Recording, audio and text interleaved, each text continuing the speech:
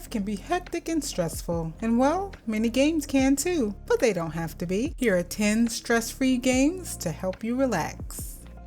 Now, I've talked about Flower at the start of my channel, but since most of you won't go back that far and the audio is, at best, I felt it deserved another go-round. Flower combines nature and music and art in the most stress-reducing way. Take control of a flower petal as it drifts along the landscape, rejuvenating the world. Trust me, it's more interesting than it sounds. As your petal touches each flower bud, they play a note as they open, creating a sea of flowers across the land. The soft instrumental music, the sound of the wind blowing, and the visuals of the grass and flowers swaying gently back and forth in the breeze is enough to help you breathe a little easier.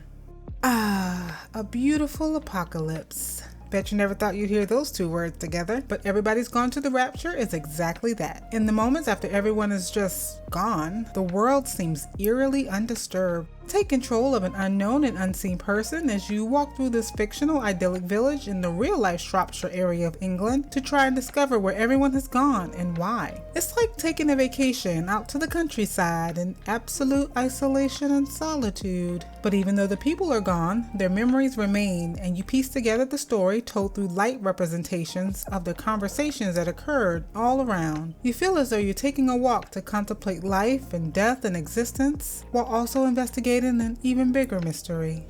RPG and relaxation typically do not go hand in hand, but Eastshade blends the two seamlessly. It is the story of an artist who heads to an island to paint the scenery to fulfill their own personal quests, and along the way they will fulfill quests and art commissions for others in the land. And what a beautiful land it is. The scenery in every area makes even a non-artist like me want to pick up a paintbrush and immortalize my creativity on canvas. Feel free to envy me. Now, I didn't expect to love this game as much as I did, but the beauty of the world and the interesting characters really made this game hard to put down. There are some crafting and cooking elements, as well as lots of side quests that you can complete if you feel inclined to.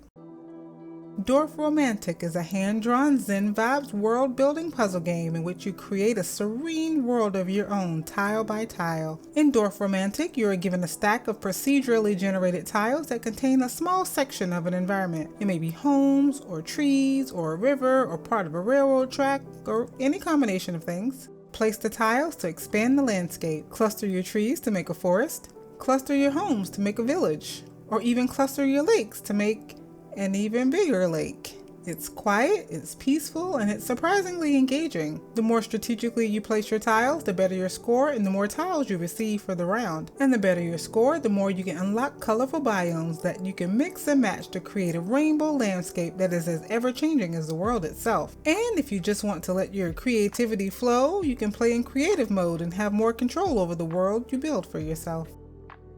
Proteus is all about exploring an immersive pixel art landscape where the soundtrack of the environment is a result of how you choose to move through the world. Interaction is limited to where you explore, observe, and become engulfed in the mood of the environment. And every playthrough is different and procedurally generated, so it may take a few playthroughs to see all that Proteus has to offer. It's like traveling through a pixel art screensaver from the 1980s and really provides a soothing stress reliever after a long, hard day. In Alba, a wildlife adventure, join little Alba as she visits her grandparents on an island in the Mediterranean where she starts a wildlife league with her friend Ines and set out to save the island's wildlife. I love this art style and the bright and colorful animals and the characters which you take pictures of to learn animal facts as Alba explores the land. The details and realism of the animals were a pleasant surprise which made it even more rewarding to find each one. And I actually found it satisfying to pick up some trash or fold laundry from the line. You know, helping people out. And with the love of animals by both Alba and her grandfather, they will do their best to keep the natural beauty of the land intact. If there was ever a game that could qualify as ASMR, it would be PowerWash Simulator, the game where you, well, simulate power washing. Take on jobs, big and small, making money and improving your power washer with different nozzles and extensions along the way. There is nothing more soothing than water, and the sound of the water blasting away the dirt and grime is actually a sound you could fall asleep to, but you shouldn't, because you wouldn't want to miss out on the satisfaction of seeing a house or playground or a slide or even a giant shoe go from covered in filth to sparkling clean. It's so satisfying and one you won't easily put down, So when you need a little downtime and need to unwind, have some nice, clean fun.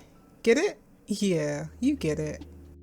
What happens when the rain is gone and the water is running out? Cloud Climber is a free-to-play walking simulator where you play as the last man left living in the ruins of towers built high up in the clouds that for over 100 years have been built higher and higher to try to reach water to survive. It's a short narrative adventure where you must navigate the towers and discover the mystery of what happened, as well as continue to build the final tower even higher. It's peaceful at the top, and the narrator's voice is just as calm as the atmosphere, making it a nice way to spend a short 10 to 15 minutes just to decompress and be immersed in the story from beginning to end. And since it's free, it keeps those pockets stress-free as well.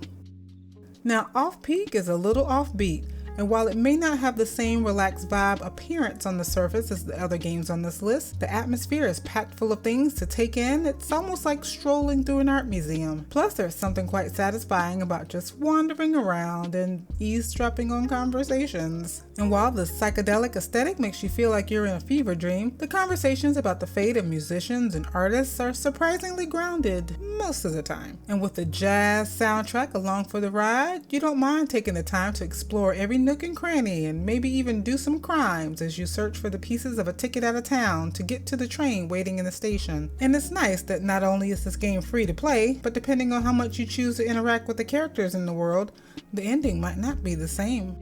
Florence is a game where you play as 25-year-old Florence as she goes about the usual adulting routine of life, working, eating, sleeping, and then back again. You know, the usual. Until she bumps into a cello player named Krish and her life embarks upon a whole new direction. It's a short game, maybe 30 minutes or so to complete, and there are puzzles involved, but nothing too difficult or stressful. They actually vary quite a bit in execution, which is a nice way to make the 30 minutes pretty engaging. I really enjoyed the minimalist art style of the game, and the colors seem to have the soothing effect of reflecting Florence's mood. If you have a bit of downtime, this is one worth taking a short break with. And if you're looking for another relaxing game that you can play at your own pace, I have a video hand selected just for you.